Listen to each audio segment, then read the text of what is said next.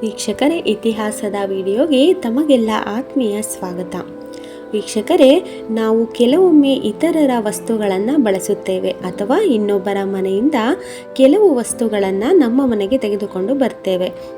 ಧರ್ಮಗ್ರಂಥಗಳಲ್ಲಿ ಇಂತಹ ತಪ್ಪನ್ನು ನಾವು ಮಾಡಬಾರದು. ಧರ್ಮಗ್ರಂಥಗಳ ಪ್ರಕಾರ ನಾವು ಇನ್ನೊಬ್ಬರ ಮನೆಯಿಂದ ಯಾವೆಲ್ಲ ವಸ್ತುಗಳನ್ನು ನಮ್ಮ ಮನೆಗೆ ತರಬಾರದು ಮತ್ತು ಅಂತಹ ವಸ್ತುಗಳನ್ನು ಮನೆಗೆ ತಂದರೆ ಏನಾಗುತ್ತೆ ಎಂಬುದನ್ನು ಇಂದಿನ ವಿಡಿಯೋದಲ್ಲಿ ನಾವು ತಿಳಿಯುತ್ತಾ ಹೋಗೋಣ.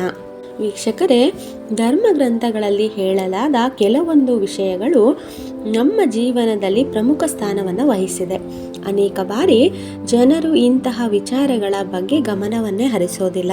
ಇನ್ನು ಕೆಲವೊಮ್ಮೆ ಅವರಿಗೆ ಅದರ ಬಗ್ಗೆ ತಿಳಿದಿರುವುದಿಲ್ಲ.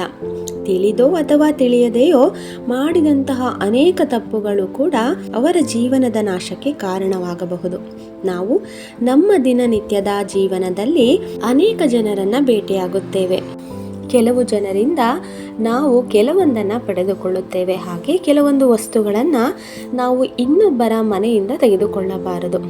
ಆದರೆ ಕೆಲವೊಂದು ವಸ್ತುಗಳನ್ನು ನಾವು ಇನ್ನೊಬ್ಬರ ಮನೆಯಿಂದ ತೆಗೆದುಕೊಳ್ಳಬಾರದು ಎಂಬುದು ನಿಮಗೆಲ್ಲ ತಿಳಿದಿದೆಯೇ?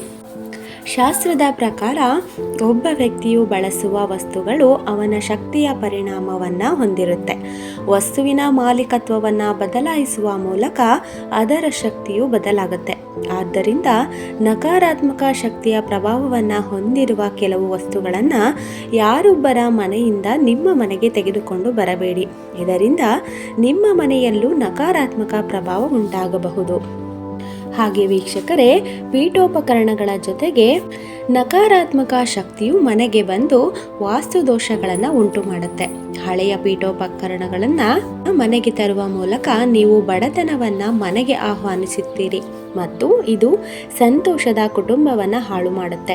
ಹಾಗಾಗಿ ಇನ್ನೊಬ್ಬರ ಮನೆಯಲ್ಲಿನ ಪೀಠೋಪಕರಣಗಳನ್ನು ನೀವು ನಿಮ್ಮ ಮನೆಗೆ ತೆಗೆದುಕೊಂಡು ಬರಬೇಡಿ.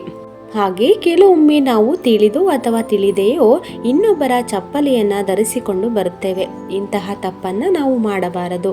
ಋಣಾತ್ಮಕ ಶಕ್ತಿಯು ದೇಹದಿಂದ ಹೊರಬರುವ ಮೊದಲ ಸ್ಥಳವೆಂದರೆ ಪಾದಗಳು. ನೀವು ಇತರರ ಬೂಟುಗಳು ಮತ್ತು ಚಪ್ಪಲಿಗಳನ್ನು ಧರಿಸಿದಾಗ ಆ ವ್ಯಕ್ತಿಯಲ್ಲಿನ ನಕಾರಾತ್ಮಕತೆಯು ನಿಮ್ಮೊಳಗೆ ಪ್ರವೇಶಿಸುತ್ತದೆ ಮತ್ತು ನಿಮ್ಮನ್ನು ತೊಂದರೆಗೆ ಒಳಪಡಿಸುತ್ತದೆ. ಮತ್ತು ಬೇರೆಯವರ ಮನೆಯಿಂದ ಕೊಡೆ ತರುವುದು ಕೂಡ ಶುಭವಲ್ಲ.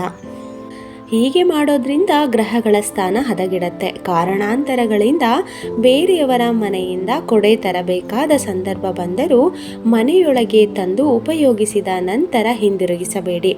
ನೀವು ಬೇಕಾದರೆ ಅವರಿಗೆ ಹೊಸ ಕೊಡೆಯನ್ನು ಕೊಡಿಸಬಹುದು, ಆದರೆ ತಂದಿರುವ ಕೊಡೆಯನ್ನೇ ಮರಳಿ ಅವರಿಗೆ ನೀಡಬೇಡಿ. ಹಾಗೆ ವೀಕ್ಷಕರೇ, ಕನ್ನಡಿಯಲ್ಲಿ ನಕಾರಾತ್ಮಕ ಶಕ್ತಿಯ ಪ್ರಭಾವ ಹೆಚ್ಚಾಗಿರುತ್ತೆ. ಅಂತಹ ಸಂದರ್ಭದಲ್ಲಿ ಕನ್ನಡಿಯನ್ನು ನಾವು ಬೇರೆಯವರ ಮನೆಯಿಂದ ನಮ್ಮ ಮನೆಗೆ ತೆಗೆದುಕೊಂಡು ಬರಬಾರದು. ಹಾಗೂ ಇಂತಹ ಕನ್ನಡಿಯಲ್ಲಿ ನಾವು ನಮ್ಮ ಮುಖವನ್ನು ಕೂಡ ನೋಡಬಾರದು. ಇದರಿಂದ ನೀವು ಸಾಕಷ್ಟು ಸಮಸ್ಯೆಗಳನ್ನು ಎದುರಿಸಬೇಕಾಗತ್ತೆ. ಬೇರೆಯವರು ಮುಖ ನೋಡಿಕೊಂಡ ಕನ್ನಡಿಯಲ್ಲಿ ನೀವು ನಿಮ್ಮ ಮುಖವನ್ನು ನೋಡಿಕೊಳ್ಳಬಾರದು. ಹಾಗಾಗಿ ವೀಕ್ಷಕರೇ, ಅಪ್ಪಿತಪ್ಪಿಯೂ ಇನ್ನೊಬ್ಬರ ಮನೆಯಿಂದ ಇಂತಹ ವಸ್ತುಗಳನ್ನು ತೆಗೆದುಕೊಂಡು ಬರಲೇಬೇಡಿ.